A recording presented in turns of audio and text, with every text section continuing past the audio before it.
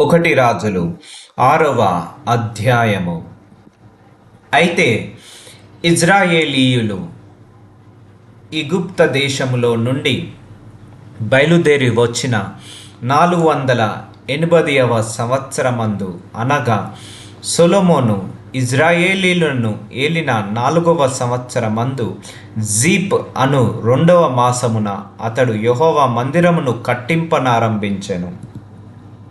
రాజైన సొలొమోను యెహోవాకు కట్టించిన మందిరము 60 మూరల పొడుగును, 20 మూరల వెడల్పును, 30 మూరల ఎత్తును గలదయ్యుండెను.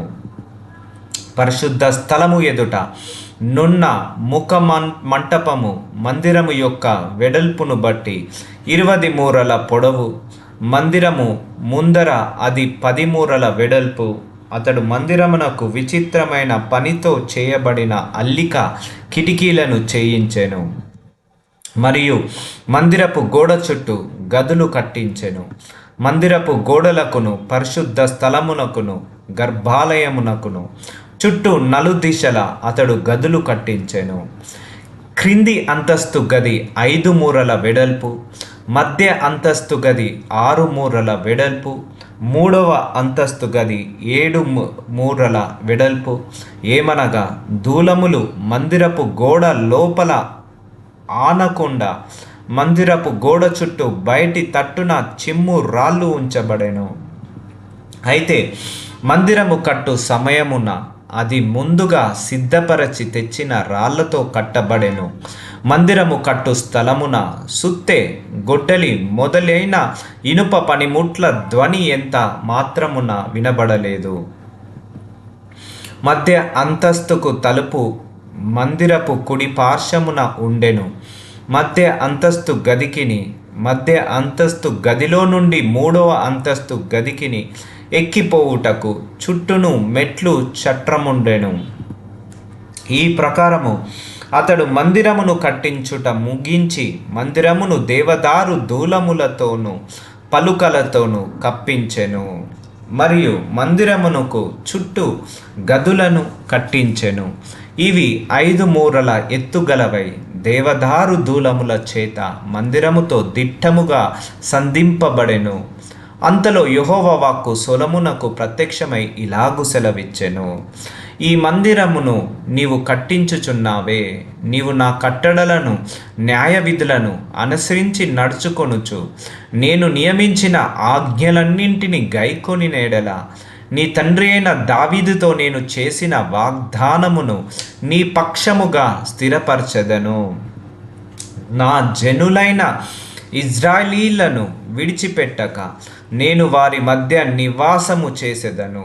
ఈ ప్రకారము సొలొమోను మందిరమునకు కట్టించి ముగించెను.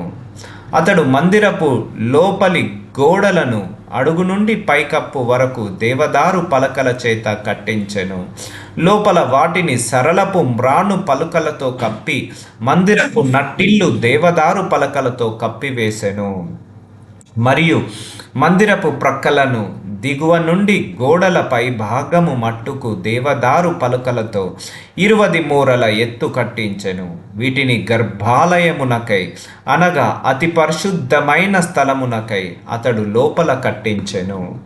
అయితే దాని ముందరనున్న పరిశుద్ధ స్థలము 40 మూరల పొడుగైయుండెను. మందిరము లోపలనున్న దేవదారు పలకల మీద గుబ్బలను, వికసించిన పువ్వులను చెక్కబడి ఉండెను.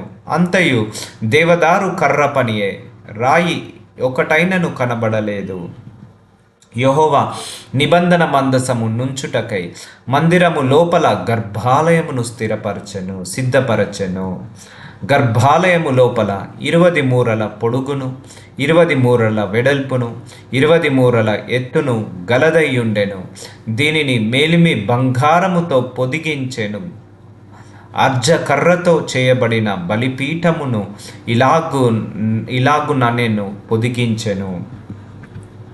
ఇలాగున సొలొమోను మందిరమును లోపల మేలిమి బంగారముతో పొదిగించి గర్భాలయపు ముంగిలికి బంగారపు గొలుసులు గల తెర చేయించి బంగారముతో దానిని పొదిగించెను.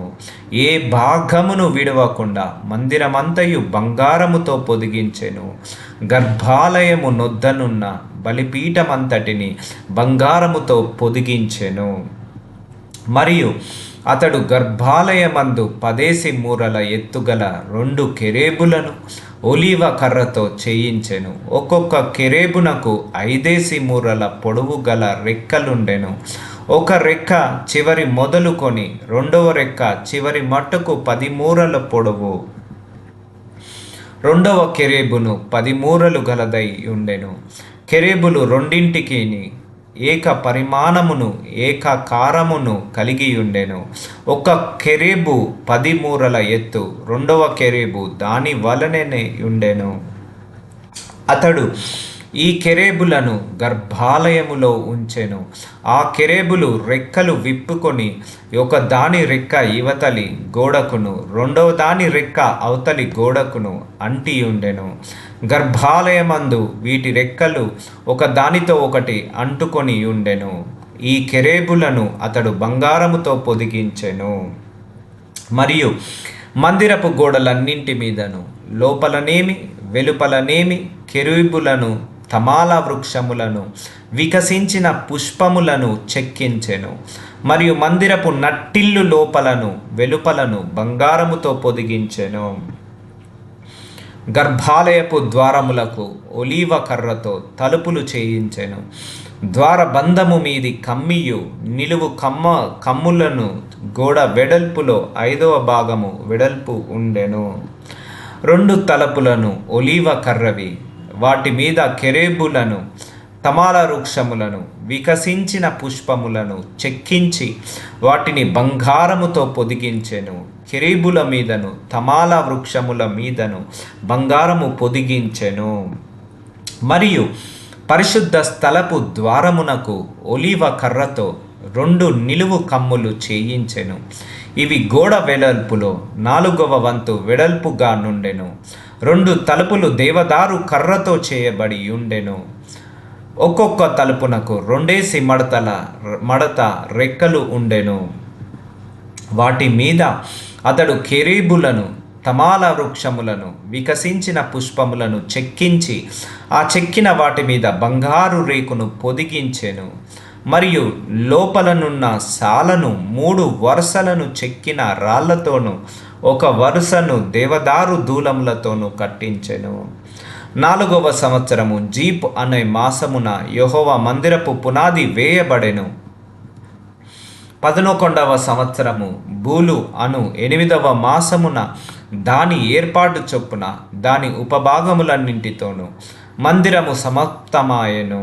7 సంవత్సరములు సొలొమోను దానిని కట్టించుచుండెను.